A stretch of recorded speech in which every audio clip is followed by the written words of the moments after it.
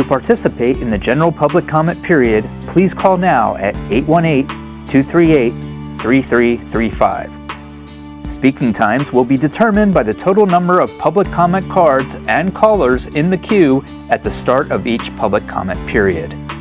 For 1 to 20 total speakers, each speaker will receive up to 3 minutes. For 21 to 39 total speakers, each speaker will receive up to 2 minutes.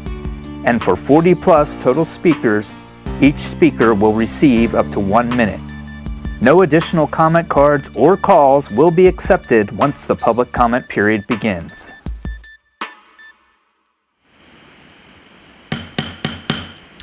Good afternoon, and welcome to a joint meeting of the Burbank City Council and the successor agency, Housing Authority, Parking Authority, and Youth Endowment Services Fund Board on Tuesday, January 28th, 2025.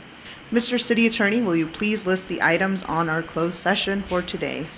Yes, Madam Mayor, Vice Mayor, members of the City Council, and for the benefit of the public, the City Council is meeting at 4 p.m. this afternoon on 5 matters in closed session. The first 3 matters are existing litigation pursuant to Government Code Section 54956.9D1 in the case of Norgo versus City of Burbank, which is a slip and fall case, Whitehead versus City of Burbank, which is a personal injury case, and Guardians of the Pines versus City of Burbank, which is a CEQA writ of petition case.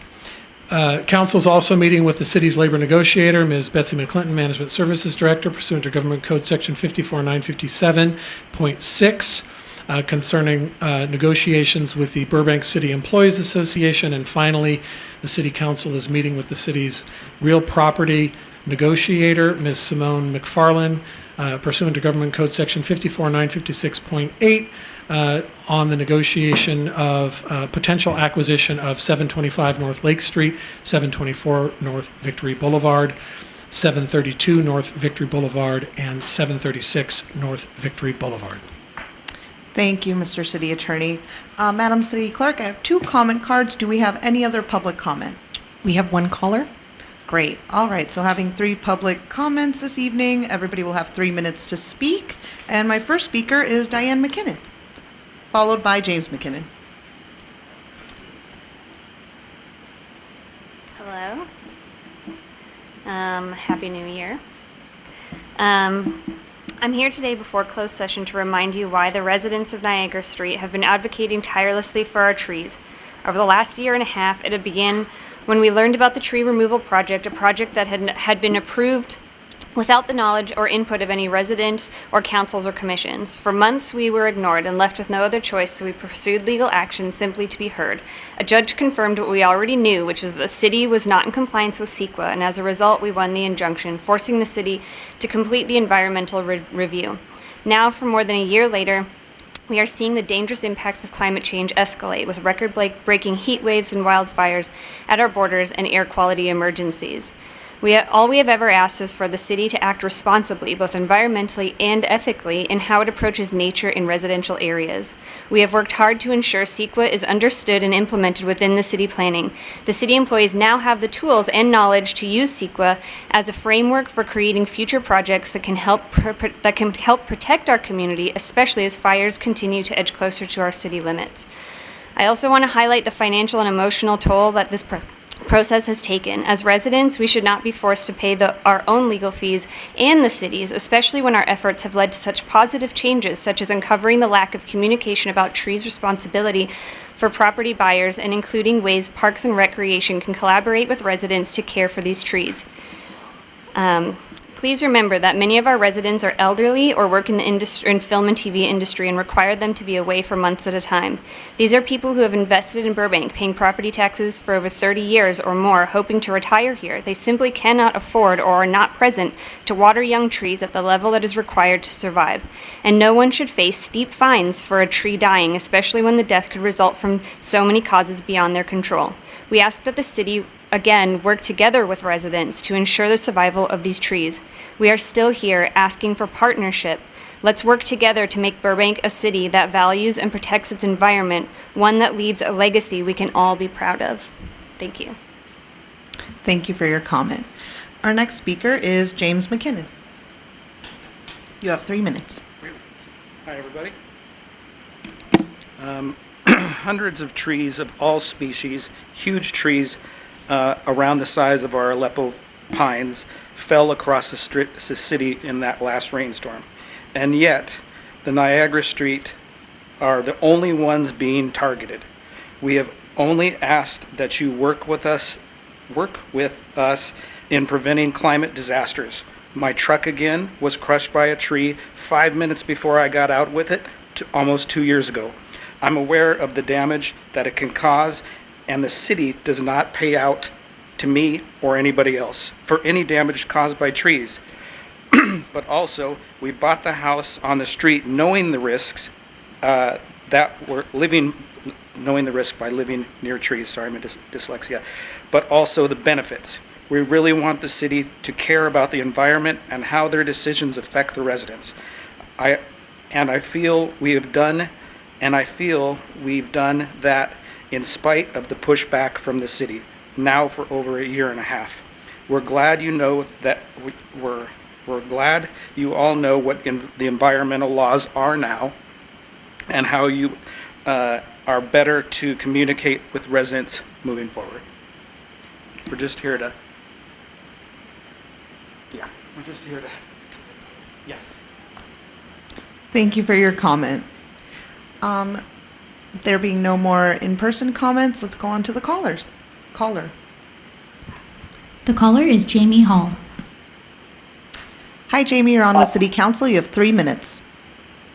Okay, great. Good evening. Jamie Hall.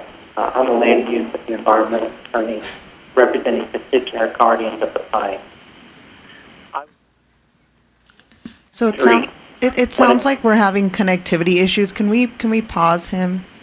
Mr. City Manager, do we know what's going on? Can we find out what's going on? They're working on adjusting that right now, so just bear with us 1 second.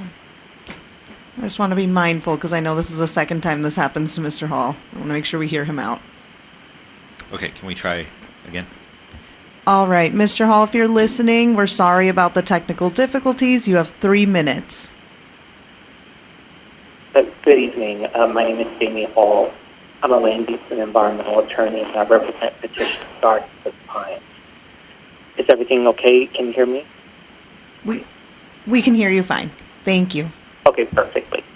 I was retained in the summer of 2023 when a group of residents became informed that mature Aleppo pines in front of their homes were being removed without any environmental review. I am speaking today to encourage the council to accept the settlement offer that has been presented by my client. I'm going to be careful here not to disclose the confidentiality of our settlement talks, but I want to speak broadly as to some of the concepts in the proposal and why resolving this issue now is in the best interest of all parties. As you know, my clients are passionate about trees. They see trees not just as critical pieces of the city's urban infrastructure, but also as pieces of nature that unquestionably provide value to the city in an era of climate change. And so the removal of these trees affected them deeply, and it elicited strong emotions. They felt a moral and ethical responsibility to speak for the voiceless, to speak for the trees. Yes, these conversations with the city have at times been heated, but they are all coming from the right place. Just as council members get passionate about issues, so do residents. And I'm sure hopeful that that fact doesn't get in the way of resolving this issue. Now, I want to speak a little bit about, conceptually, about what this settlement proposal would provide.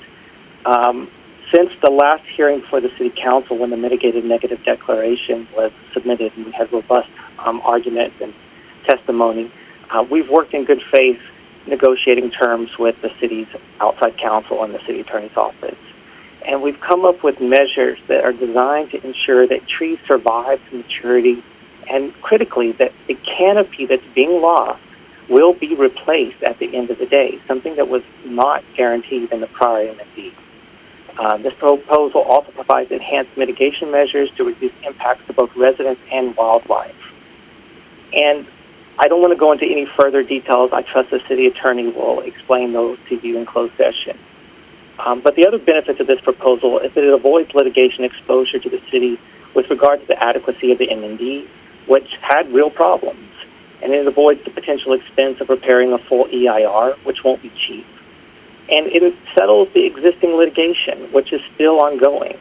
And the city does have liability already because the court determined that the city failed to undertake environmental analysis before approving the project. And it avoids additional motion practice with the court regarding the city's intentions regarding the removal and the replacement of certain trees. Thank So you we're for at a your critical comment. point, That's your time, and I Mr. Hall. hope Thank you for your comment. All right. Do we have any more callers? Okay, there being no more public comment, I now declare the public comment period closed. We will now we will now proceed to a closed session meeting, and we will reconvene the council meeting at 6 p.m. in the council chamber. The public is invited to view the meeting online or by television and can provide public comment in person or by calling directly at 818-238-3335. The public comment period for the reports to council will be taken in person only, and the televised portion of this closed session is now over. Thank you to all who came and joined us tonight.